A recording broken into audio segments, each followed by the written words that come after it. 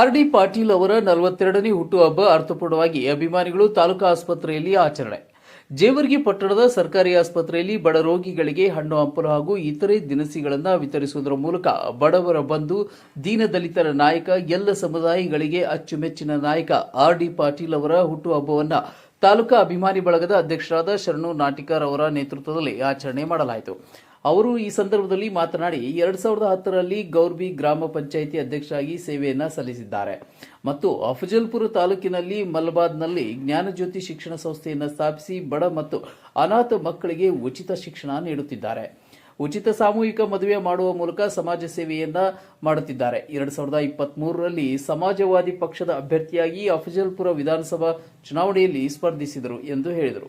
ದೇವರು ಅವರಿಗೆ ಇನ್ನೂ ಹೆಚ್ಚಿನ ಸ್ಥಾನಮಾನ, ಆರೋಗ್ಯ, ಆಯುಷ್ಯ ಭಗವಂತ ನೀಡಲಿ ಎಂದು ತಿಳಿಸಿದರು.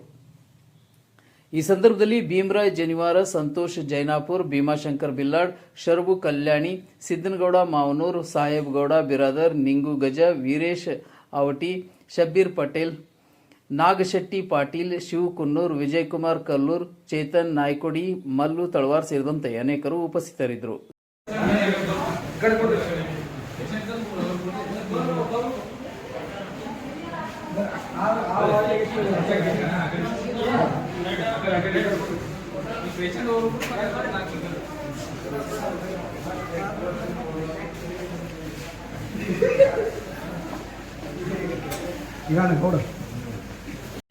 ಇಲ್ಲಿ ಎಲ್ಲ ಬಂಧುಗಳು ನಡೆದಿರ್ತಕ್ಕಂಥ ಉದ್ದೇಶ ಏನೆಂದರೆ, ನಮ್ಮ ಆರ್.ಡಿ. ಪಾಟೀಲರು ಹುಟ್ಟುಹಬ್ಬ ನಿಮಿತ್ತವಾಗಿ ಆರ್.ಡಿ. ಪಾಟೀಲರುಗಳು ಅಭಿಮಾನಿಗಳು ಅಪಾರವಾದಂಥ ಜೇವರ್ಗಿ ತಾಲೂಕಿನಲ್ಲಿ ಹೊಂದಿರುವುದರಿಂದ ನಾವು ಇಲ್ಲಿ ಸರ್ಕಾರಿ ಆಸ್ಪತ್ರೆಯಲ್ಲಿ ಎಲ್ಲ ಸಮಾಜದವರು, ಎಲ್ಲ ಮುಖಂಡರು ಕೂಡಿ ಇಲ್ಲಿ ರೋಗಿಗಳಿಗೆ ಹಣ್ಣು ಹಂಪಲೆಯನ್ನು ವಿತರಣೆ ಮಾಡುತ್ತಾ ಅವರಿಗೆ ಮತ್ತು ಅವರು ಆರ್.ಡಿ. ಪಾಟೀಲ್ ಅವರ ಭವಿಷ್ಯವನ್ನು ಉಜ್ವಲ ಆಗಲಿ ಅಂತೇಳಿ ದೇವರಲ್ಲಿ ಪ್ರಾರ್ಥಿಸುತ್ತಾ ಮತ್ತು ಅವರು ಜೈಲಿನಿಂದ ಹೊರಗಡೆ ಬರಲಿ ಅಂತೇಳಿ ಆ ದೇವರಲ್ಲಿ ಕೇಳಿಕೊಳ್ಳುತ್ತಾ ಮತ್ತು ಅವರು ಹೊರಗಡೆ ಬಂದು ನಮ್ಮ ಎಲ್ಲ ಅಭಿಮಾನಿಗಳ ಕೆಲಸವನ್ನು ಮಾಡಬೇಕಂತೇಳಿ ಆ ದೇವರಲ್ಲಿ ಜಲ್ಲಿ ಬಿಡುಗಡೆ ಆಗಲಿ ಅಂತೇಳಿ ದೇವರಲ್ಲಿ ಕೇಳಿಕೊಂಡು ನಮ್ಮ ಆರ್.ಡಿ. ಪಾಟೀಲ್ ಅಭಿಮಾನಿಗಳು ಎಲ್ಲರೂ ಕೂಡಿ ಇಲ್ಲಿ ಜೇವರ್ಗಿ ತಾಲೂಕಿನಲ್ಲಿ ಬಹಳ ವಿಜೃಂಭಣೆಯಿಂದ ನಾವು ಸರ್ಕಾರಿ ಆಸ್ಪತ್ರೆಯಲ್ಲಿ ಆಚರಿಸಿದ್ದೇವೆ ಬಂಧುಗಳೇ.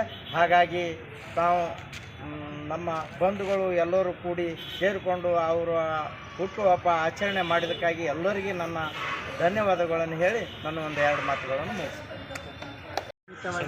ಜೇವರ್ಗಿ ತಾಲೂಕಿನ ಆರ್.ಡಿ. ಪಾಟೀಲ್ ಅಭಿಮಾನಿಗಳು ಮತ್ತು ಈ ಜಿಲ್ಲಾ ತಾಲೂಕು ಆಸ್ಪತ್ರೆಯಲ್ಲಿ, ಸರ್ಕಾರಿ ಆಸ್ಪತ್ರೆಯಲ್ಲಿ ರೋಗಿಗಳನ್ನು ಮತ್ತು ಅವರಿಗೆ ಹಣ್ಣು ಹಂಪಲು ಅವರ ಪತ್ರ ವಿಚಾರಣೆಗೆ ಉದ್ದೇಶ ಇಟ್ಟುಕೊಂಡು ಎಲ್ಲ ರೋಗಿಗಳ ಹಣ್ಣು ವಿತರಣೆ ಮಾಡಿದ್ದು ಮತ್ತು ಎಲ್ಲ ಶಾಲೆಗಳಲ್ಲಿ ಮಕ್ಕಳಿಗೆ ಪುಸ್ತಕ ವಿತರಣೆ ಇವತ್ತಿನ ದಿನಗಳಲ್ಲಿ ಮತ್ತು ಅನಾಥಾಶ್ರಮಗಳಿಗೆ ಅನ್ನದಾಸೋಹ ಮತ್ತು ಎಲ್ಲ ರೀತಿಯ ಅವರ ನೆನಪಿನಲ್ಲಿ ಇದು ಹುಟ್ಟುಹಬ್ಬ. ಸುದ್ದಿ ನಂಬರ್ 1 ಜೇವರ್ಗಿ.